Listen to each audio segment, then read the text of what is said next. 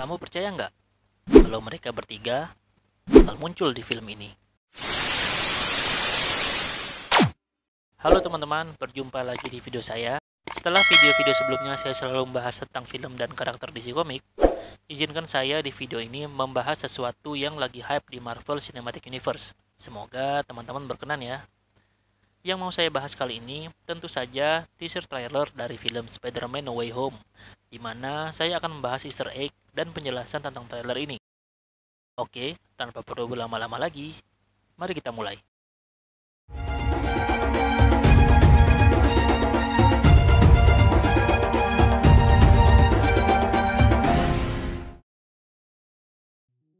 Mulai dari yang pertama, rilisnya teaser trailer Spider-Man No Way Home pada tanggal 23 Agustus lalu, di waktu Amerika ya, karena kalau di Indonesia rilisnya tanggal 24 Agustus. Anyway, tanggal 23 Agustus tersebut adalah merupakan tanggal yang sama saat Wanda dan Vision menandai tanda hati di kalender mereka di series WandaVision, yang saya yakin bukanlah suatu kebetulan. Trailer ini dibuka dengan 3 nada pertama dari animasi Spider-Man tahun 60-an. Spider-Man, Spider-Man. Oh, look at this. Peter dan MJ berada di rooftop, sedang berbaring di mana MJ membaca koran yang di belakangnya tertulis headline Peter Parker and Spider-Minions, dengan foto kepala Peter Parker yang besar dengan tubuh Spider-Man-nya yang kecil, di mana terdapat semacam karikatur Ned dan MJ di sampingnya. Dan jika kita lihat lebih dekat, koran yang dibaca MJ bernama New York Post, padahal seperti kita tahu, koran dalam dunia Spider-Man adalah Daily Bugle yang dipimpin oleh J. Jonah Jameson. Ternyata Daily Bugle di MCU dirubah menjadi media online bernama dailybugle.net dengan Jonah Jameson sebagai hostnya, di mana karakter ini diperankan kembali oleh J.K. Simmons yang dulu juga memainkan peran yang sama di Spider-Man garapan Sam Raimi. Di belakang mereka juga terdapat grafiti bertuliskan Ditko, yang merupakan sebuah tribut untuk Steve Ditko yang merupakan salah satu pencipta Spider-Man bersama Stan Lee. MJ bergurau pada Peter tentang berita di koran yang mengabarkan bahwa Spider-Man memiliki kekuatan untuk menghipnotis wanita, yang sebenarnya ini adalah fakta, karena ada laba-laba jenis tertentu yang dapat memproduksi feromon dan membuat laba-laba betina menuruti kemampuan laba-laba jantan. Di trailer juga terdapat scene di mana Spider-Man dan MJ bergelantungan dengan Spiderweb, dan diperlihatkan Jonah Jameson memberitahu bahwa identitas asli Spider-Man adalah Peter Parker, yang disusul dengan foto setengah topeng Spider-Man dan wajah Peter Parker. Gambar seperti ini adalah sesuatu yang sering muncul di beberapa komik Spider-Man, seperti di Spider-Man issue 366 di tahun 1992. Kemudian Peter Parker dibawa ke kantor polisi untuk diinterogasi. Tak lama kemudian, seseorang menaruh berkas ke meja Peter. Kemungkinan dia adalah pengacara yang akan membela Peter. Banyak yang berspekulasi bahwa pengacara tersebut adalah Matt Murdock alias Daredevil yang diperankan oleh Charlie Cox di series Daredevil Netflix. Namun saya pribadi menganggap teori itu agak sedikit liar ya. Tapi gimana menurut kamu? Apakah kemunculan Daredevil di film ini masuk akal? Silahkan tulis di komen ya. Kemudian dalam website gedung SMA Midtown Science and Tech terlihat ada sebuah tower tinggi yang merupakan bekas Avenger Tower yang sudah direnovasi dan diberikan atrium di tengahnya. Dengan sebuah pelang di bawahnya bertuliskan "We are excited to show you what comes next" dengan nomor 1, 2, 3 dan kemungkinan ada petunjuk kemunculan Fantastic Four. Bisa jadi bangunan tersebut akan bernama Baxter Building milik Reed Richards sang Mr. Elastis, pemimpin dari Fantastic Four. Plot dalam film ini memiliki premis yang sama dalam komik Spider-Man berjudul One More Day di tahun 2007, di mana Peter Parker meminta Dr. Strange untuk menyelamatkan nyawa Aunt May.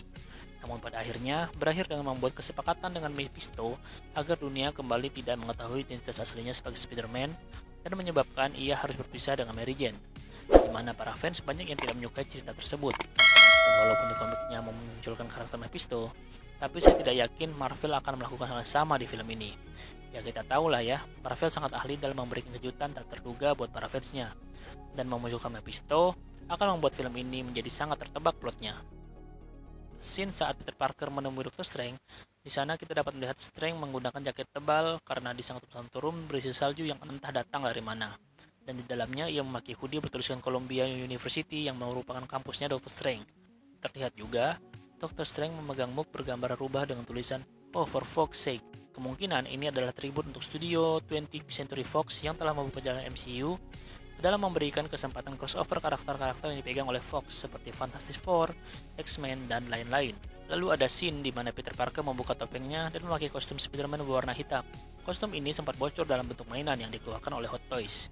Kostum itu bernama Mystic Spiderweb Effect, di mana warna kostum itu berwarna hitam dan memiliki garis berwarna emas. Kemungkinan besar, kostum ini dibuat oleh Dr. Strange untuk digunakan oleh Peter.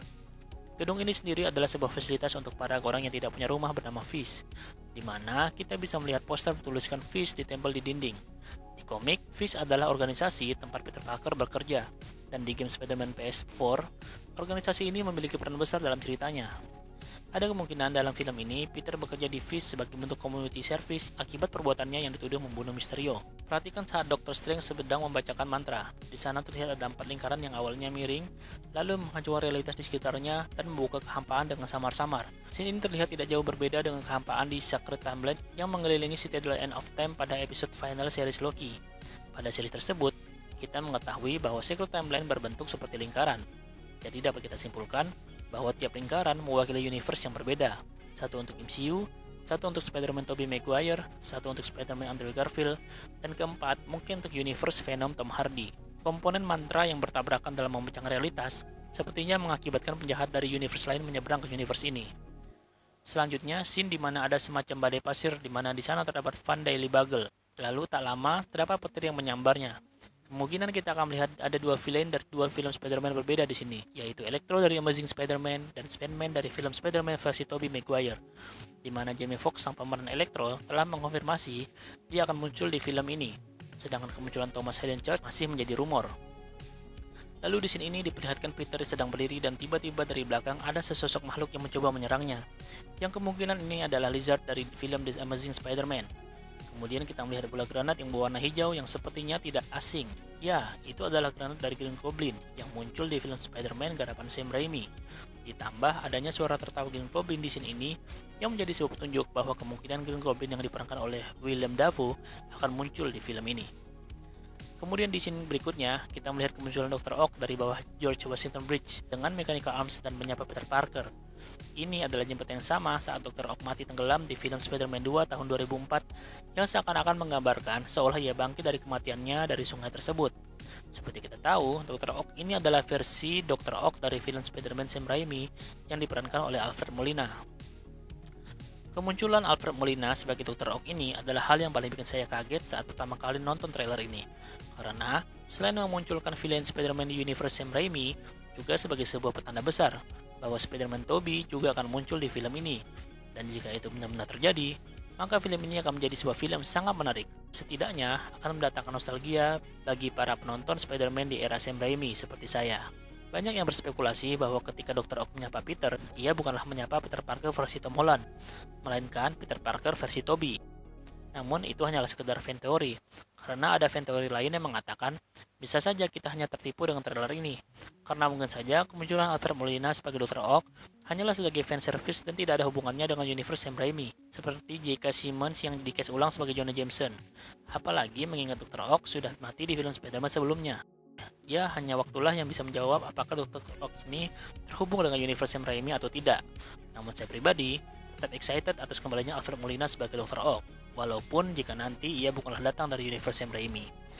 Anyway, wajah Alfred Molina yang masih awet muda seperti di film Spider-Man 2 bukanlah wajah aslinya, melainkan efek de-aging.